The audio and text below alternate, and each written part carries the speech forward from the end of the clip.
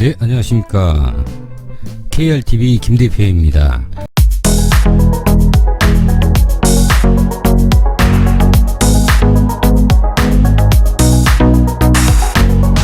네, 이번에는요, 드론 초보자님들께 알맞은 가성비 좋은 드론 구입에 대한 이야기를 해드려 보겠습니다. 먼저 앞에 짧은 영상 보셨죠? 정말 멋지지 않습니까? 제가 작년에 찍어서 보관하고 있었던 영상인데요. 전혀 보정을 하지 않은 촬영 원본을 오히려 720p HD급 영상으로 축소해서 인코딩한 것입니다. 저 역시 드론 촬영을 시작한 지가 얼마 안 되어서 적지 않은 시행착오를 했는데요. 제가 처음에 시작한 드론은 협산이라는 회사에서 만든 진호 드론이었습니다. 그런데 드론이라는 게 생각보다 알아야 될 게 많았습니다. 저희 KRTV의 다른 영상을 보시면 제가 드론을 경험하면서 실수하고 시행착오 했던 것들도 올렸었는데요. 지금은 그때보다는 많이 늘었습니다. 아직도 필터 적용이라든가 수동 촬영 같은 거는 공부 중입니다. 그러던 중에 제 영상을 보시고 드론을 한 번도 해본 적이 없는 초보자분들께서 문의를 좀 주셨는데요. 그 중에서 가장 많은 질문이 어떤 드론을 사야 되냐는 것이었습니다. 그래서 이번에 제가 비교적 저렴하게 구매해서 만족스럽게 사용해 본 경험을 말씀드리겠습니다.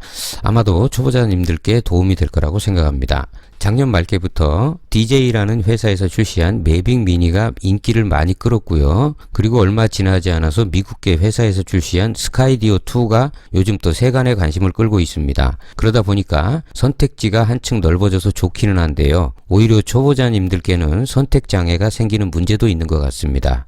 제가 선택한 기준을 세 가지로 요약해 봤습니다. 첫 번째는 카메라 성능이 되겠습니다. 요즘 너도나도 4K 화질을 강조하는 드론이나 카메라가 많습니다. 그런데 가격이 너무 저렴한 카메라나 드론은 실제로 촬영 결과물을 보면 이게 4K 영상이 맞나 할 정도로 영상 품질이 떨어집니다. 사실 풀 HD급의 카메라이더라도 성능이 어느 정도 있는 고품질의 카메라라면 결과물이 꽤나 좋습니다. 그리고 내가 영상 편집에 사용할 컴퓨터의 성능도 생각해 봐야 됩니다. 나 혼자 영상을 감상할 거라면 크게 상관이 없습니다만은 영상 편집을 해서 공유하거나 개인 방송 등에 올리려면 내 컴퓨터의 사양이 높아야 4K 영상 편집이 원활합니다. 따라서 저는 풀 HD급의 영상 정도만 제대로 구현해낸다면 만족하기로 정했습니다. 두 번째는 고품질의 짐벌이 되겠습니다. 짐벌 장치가 없다면 불안정하고 흔들리는 영상이 될 수밖에 없습니다. 드론을 하늘에 띄우고 나서 내가 조종기 스틱으로 아무리 조심스럽게 부드러운 영상을 찍으려고 노력을 해도 드론이 떠 있는 하늘의 상태는 지면보다는 바람이 훨씬 강합니다. 따라서 고품질의 짐벌이 없다면 부드러운 영상 결과물을 얻을 수가 없습니다. 세 번째는 자동 비행 기능입니다. DJI 드론의 용어로 말씀을 드리면요. 드론이 같이 피사체로부터 점차 멀어지면서 자동으로 영상을 찍어주거나 자동 추적 기능이라고 해서 피사체를 따라다니면서 찍어주는 등의 자동 비행 및 자동 촬영 기능을 이용하면 손으로 조작해서 수동으로 찍은 것보다 훨씬 예쁜 영상을 얻을 수가 있습니다. 제가 초반에 짧게 보여드린 영상도 자동 비행 기능의 하나인 탭플라이라는 기능으로 찍은 것입니다. 그리고 추가적으로 하나 더 기준을 말씀드린다면 바로 가격 아니겠습니까? 비싸고 유명한 최신 제품이 좋은 거다. 이거 누가 모르겠습니까?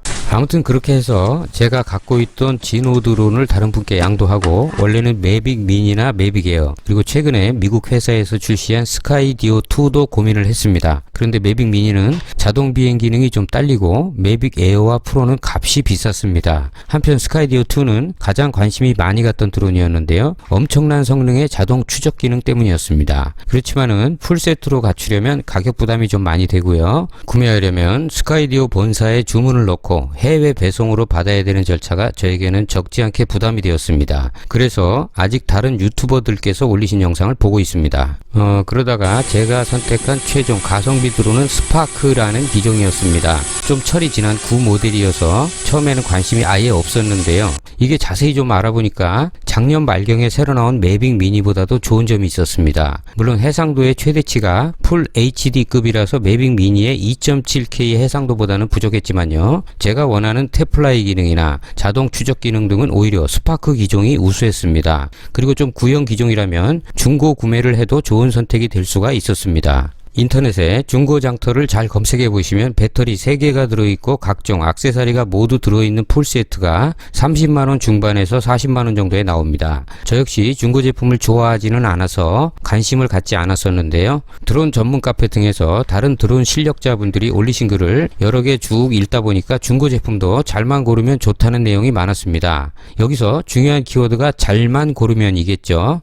지금은 제가 드론 완전 초보 때보다 조금 더 알게 되니까 어떤 드론이 저에게 맞고 괜찮은 드론인지 조금씩 알게 되었는데요. 그 잘만 고르면 된다는 게 말처럼 쉽지가 않아서 조금 귀찮더라도 중고 판매자를 직접 만나서 거래하는 방법을 택했습니다. 그러던 중에 아주 얌전하게 잘 사용하신 개인 판매자를 만나서 만족스러운 구매를 할 수가 있었습니다. 제가 제일 써보고 싶은 기능은 바로 탭플라이라는 기능이었습니다. 말 그대로 손가락으로 조종 중인 화면에 어느 부분을 누르면 그 방향으로 드론이 쭉 날아가는 것입니다. 이렇게 하면 좋은 점이 조종기 스틱에서 손을 떼어도 내가 화면상의 탭한 방향으로 흔들림 없이 계속 날아가게 됩니다. 그리고 여유가 생긴 조종자는 날아가는 속도나 짐벌의 각도만 조절하면서 아주 부드러운 영상을 얻게 되는 것입니다. 사실 이 탭플라이 기능이 매빅 미니에서 구현되었다면 매빅 미니를 구입했을지도 모르겠습니다. 스파크 기종은 배터리 타임이 짧아서 조금 날리다가 다시 착륙시켜서 새 배터리로 자주 갈아줘야 되지만